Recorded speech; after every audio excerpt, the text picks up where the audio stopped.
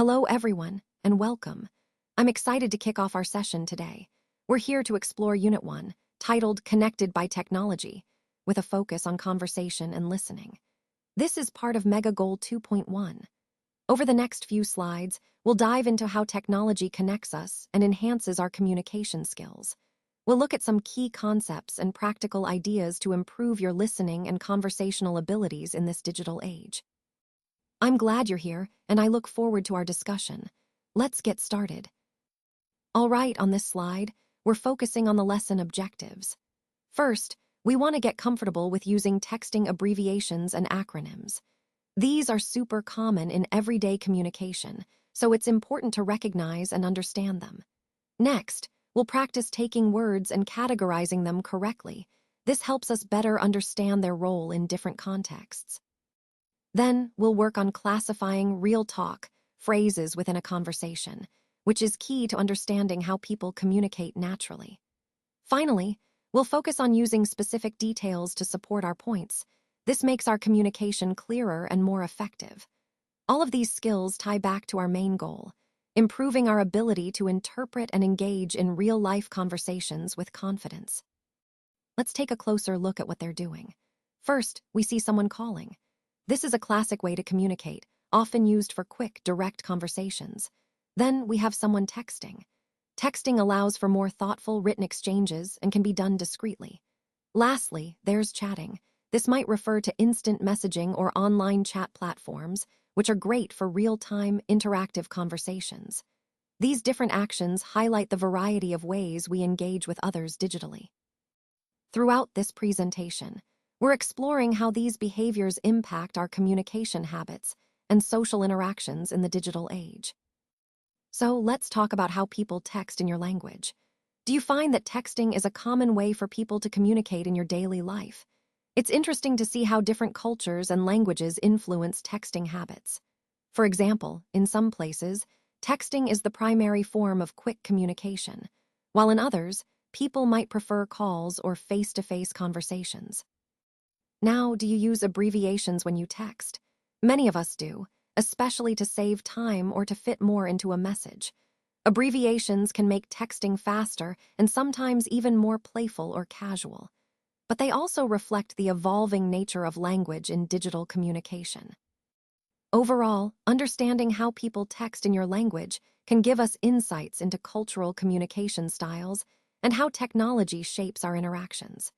It's a key part of the broader theme of how digital communication influences language and social connections. All right, let's take a look at some common abbreviations you might see in texting. These are short forms that people often use to save time and make their messages quicker to send. For example, LOL stands for laugh out loud, which people use to show something is funny. Then there's BRB, meaning be right back, often used when someone needs to step away for a moment. TTYL is talk to you later, a friendly way to end a chat. You might also see OMG, which means oh my god, expressing surprise or excitement. And IDK stands for I don't know, indicating uncertainty. These abbreviations are really integrated into everyday digital communication, helping us convey emotions and responses more efficiently. Recognizing these can also help us understand the tone and intent behind messages, making communication more effective, especially in today's fast-paced texting culture. All right, so on this slide, we're focusing on some of the abbreviations that are commonly seen in digital communication. Let's go through them one by one. First up, we have see you, which actually stands for see you. It's a quick way to say goodbye or indicate you'll meet again later. Next is the letter U, which is just a simple way to say you. Moving on, that's a shortened form of I will or I shall, often used to make sentences more concise. Then there's L8R, which is a clever way of writing later by replacing the 8 sound with the number 8. TXT is short for text, referring to a text message or texting in general. Recognizing these abbreviations helps us understand how people communicate quickly and efficiently in digital environments.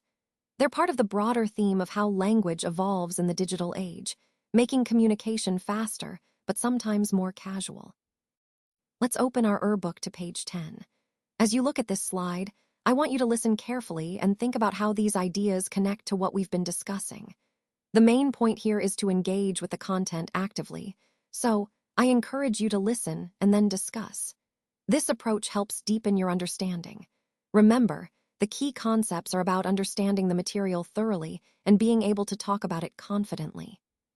So, as we go through this, keep in mind how these points relate to the overall theme of our presentation, improving learning through active engagement. This slide is a reminder that listening and discussion are powerful tools in our learning process. Let's start with the first question. What is granddaughter's name? Her name is Kara. Now moving on to her friend, what is her friend's name? It's Maria. So Kara is texting her good friend Maria. This shows how communication has evolved, especially among young people, making it quick and easy to stay connected. However, an interesting contrast here is that Kara's grandmother doesn't know how to text. No, she doesn't. This highlights the generational gap in technology use. It's a reminder that while digital communication is second nature to many of us, others may still be catching up. This slide ties into our overall theme about how technology shapes relationships and communication across different generations. So let's explore what really sets us apart when it comes to abbreviations and acronyms. First, what is a short form of a word? Well, it's simply a condensed version that makes communication quicker and easier. For example, PLZ means please and B4 stands for before. These are straightforward abbreviations, shortened forms of words or phrases that we use regularly. Now moving on to acronyms, these are a bit different. An acronym is a word formed from the first letters of multiple words. For example, OMG stands for oh my god, DYWT is do you want to, and WOO means what's up. These are more like new words that we create from initials, making them easy to remember and quick to say. So the key takeaway here is that abbreviations are just shortened versions of words, while acronyms are created from the initial letters of a phrase to form a new word. Both help us communicate more efficiently, but they serve slightly different purposes.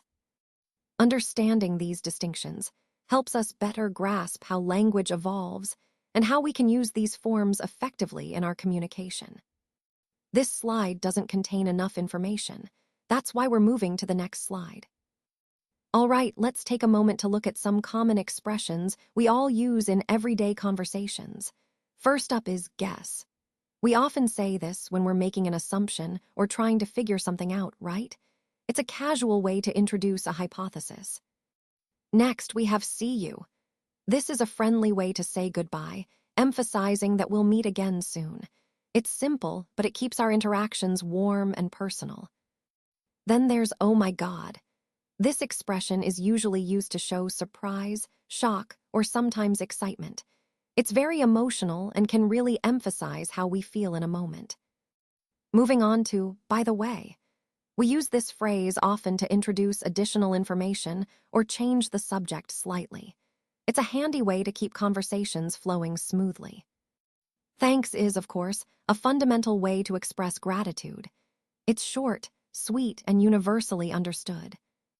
Great is a positive word, often used to show approval or enthusiasm about something. It can make our communication more encouraging and upbeat. For your information, or FYI, is a formal way to share information that might be useful or relevant to the other person. It's common in emails and professional contexts. Be right back is a quick way to let someone know you'll return shortly. It's useful in both casual and professional settings to manage expectations. Finally, laughing out loud, or LOL, is used in digital communication to show that something is funny. It adds a bit of humor and friendliness to our messages. Overall, these expressions are essential building blocks for effective and natural communication. They help us connect, convey emotions, and keep conversations engaging and clear. Now, let's take a moment to listen to the conversation again. As you do, I want you to pay close attention to the expressions written in blue. These are key phrases that can really help us understand the tone and intent behind the communication. Notice how these expressions are used in context. They often convey feelings, attitudes, or responses that are crucial for effective understanding. By underlining and focusing on these, you're training yourself to recognize similar cues in real conversations. This skill is essential because it enhances your comprehension and your ability to respond appropriately in various situations. So, as you listen, keep your ears open for those blue expressions. They are the highlights that will deepen your grasp of conversational dynamics and support your overall language development. Let's take a moment to read the words on the slide and understand their meanings. This part is really important because it helps us grasp the key concepts we're dealing with today. When we talk about these words, think about how they relate to our overall theme of effective communication and understanding. Remember, knowing the precise meaning of these terms allows us to apply them more effectively in real-world situations. As we go through each word, I encourage you to consider how it connects to the bigger picture we're exploring together. This will deepen our comprehension and make our discussion more meaningful. Let's look at some common expressions and who typically uses them. For example, when someone says, "How on earth?" it's usually grandma who's expressing surprise or disbelief. It's a phrase that conveys a sense of wonder or confusion. Next, we have "hold on," which is often said by grandma as well. It's a way of asking someone to wait or pause for a moment. Moving on, "hang out" is a phrase that Kara frequently uses. It's a casual way to say spend time together or relax with friends. Then we see "get it," which Kara might say when she finally understands something. It's a way of expressing comprehension. And when she says, "got the hang of it," she's indicating that she's become comfortable or skilled at something after practicing. Throughout these examples, notice how different expressions are tied to specific people and situations. Recognizing these helps us understand not just the language, but also the context and tone in conversations. This slide reminds us that language is vibrant and personal, shaped by who we are and how we express ourselves in everyday interactions. You know, it's interesting to see how quickly Kara can type a text message. It really highlights how much her familiarity with abbreviations and shortcuts helps her communicate faster. One example is DYWT, which actually stands for "Do you want to?" This kind of shorthand is pretty common in digital conversations now. It's a great illustration of how language evolves in the digital age, making communication more efficient. Understanding these abbreviations is key to grasping how people, especially younger generations, are adapting their language for quicker, more casual exchanges. So, when we see Kara typing so swiftly, it's not just about speed. It's also about her fluency in this new abbreviated language that's become second nature. This ties into our overall theme of how technology and digital communication are reshaping the way we interact. When you don't understand something or want an explanation, it's important to know what to say to get the clarity you need. Asking questions is a key part of effective communication, especially in a learning environment or during a discussion. You might say, "Could you please clarify that?" Or, "Can you explain that a bit more?" These phrases are polite and direct, signaling that you're interested in understanding better. Another useful approach is to ask, "What do you mean by that?" Or, "Could you give me an example?" These help to break down complex ideas into simpler terms or real-world applications. Remember, it's okay to admit when something isn't clear. Phrases like, "I'm not sure I follow," or "Could you repeat that?"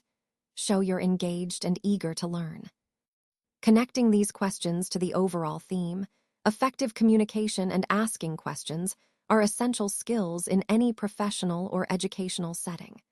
They help ensure everyone is on the same page and promote a deeper understanding of the material. So what do you say when you understand something? Well, it's important to communicate that clearly. When you grasp a concept or instruction, saying something like, "I see," "got it," or "that makes sense" helps confirm your understanding. It shows you're engaged and following along, which is crucial in any conversation or learning environment. These responses are not just polite, they also keep the communication flowing smoothly and let others know you're on the same page. Remember, acknowledging understanding encourages trust and clarity, supporting the overall goal of effective communication. So, always be ready to confirm your understanding confidently and clearly. So, looking at these years, 2016, 2017, 2018, and 2019, what do they tell us? Well, they highlight a timeline of progress and change over these years. Each year represents a milestone in our journey, showing how we've evolved and adapted. When you're trying to gauge if your explanation is clear, it's useful to think about how well your audience can follow along with this timeline. Are the connections between these years and the key concepts you're discussing making sense? Remember, the goal is to communicate effectively, so asking yourself, what do you say when you want to know if your explanation is clear, is essential. It's about ensuring everyone understands the story you're telling through these years, their significance, and how they fit into the bigger picture. Let's open your student's book to page 11. This is where we'll find some key activities that will help reinforce what we've been learning. As you turn to this page, take a moment to look over the exercises or information provided. Remember, this section is designed to help you practice and understand the concepts more deeply. By engaging with this material, you're actively participating in your learning process. So, when you're ready, start working through the exercises, keeping in mind the main ideas we've discussed so far. This will help solidify your understanding and make the overall learning experience more meaningful. Let's take a look at the listen and write activity. This is a powerful tool to enhance your learning process. The idea here is to actively listen to a piece of information, whether it's a sentence, a paragraph, or an important concept, and then write it down. This process helps reinforce your memory and improves your ability to recall details later on. By engaging in listening and writing simultaneously, you're not just passively absorbing information, you're actively processing it. This dual action strengthens neural connections related to the material. It's also important to highlight that this activity connects directly to our overall goal of improving comprehension and retention.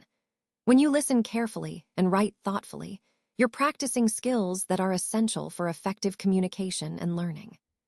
So, I encourage you to embrace, listen, and write as a regular part of your study routine.